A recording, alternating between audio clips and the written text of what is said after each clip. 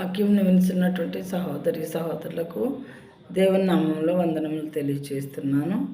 ఈరోజు వాక్యములు కూడా యెషయా గ్రంథం నుండి చూద్దాము. యెషయా గ్రంథము 5వ అధ్యాయము 20వ వచనము. Isaiah chapter 5 verse 20. Oh, to those who call evil good and good evil, who put darkness for light and light for darkness, who put bitter for sweet and sweet for bitter. తెలుగులో చూద్దాము. కీడు మేలనియు మేలు కీడనియు చెప్పుకొని చీకటి వెలుగనియు వెలుగు చీకటి అనియు ఎంచుకొని వారికి శ్రమ. చేదు తీపి అనియు తీపి చేదనియు ఎంచుకొని వారికి శ్రమ.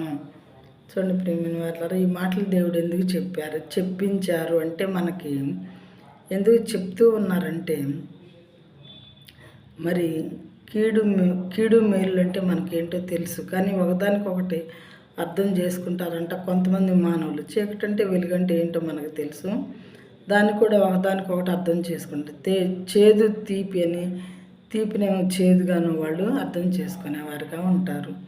అవును, కొంతమంది ప్రజలు మంచిని చెడుగాను చెడును మంచిగాను అర్థం చేసుకునేవారుగా ఉంటారు. దేవుడేమో మరి దేవుని బిడ్డలకి మీరు సర్వలోకానికి వెళ్ళి సర్వమానవాళికి దేవుని వాక్యాన్ని చెప్పండి అని చెప్పి తెలియని వాళ్ళకి దేవుని మార్గాన్ని గురించి బోధించండి.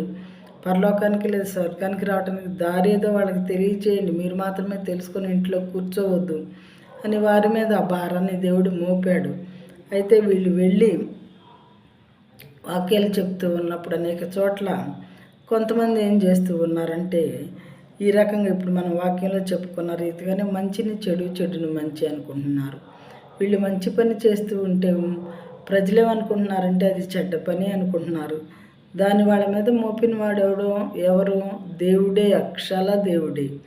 కాబట్టి ఆ పని వాళ్ళు నమ్మకంగా చేస్తూ ఉన్నారు. ప్రియమైన వారులారా, దీన్ని ఎవరో అపార్థం చేసుకోవాల్సినటువంటి అవసరం లేదు. మనకి ఇష్టం లేకపోతే కామ్గా ఉండొచ్చు, కానీ వాళ్ళని అదని ఇదని ఆ పాపం కూడా మనం పోగేసుకోవటం వృధా అని నేను అనుకుంటున్నాను. మనం మానవులు మాత్రమే, దేవునికి భయపడే వారంగా మనం ఉండాలి. కాబట్టి మరి ఈ వాక్యాన్ని చక్కగా అర్థం చేసుకోవలసిందిగాను, మంచి మార్గంలో నడిచి దేవునికి ఇష్టమైన వారిగా ఉండవలసిందిగాను మనం చేయుచున్నాను.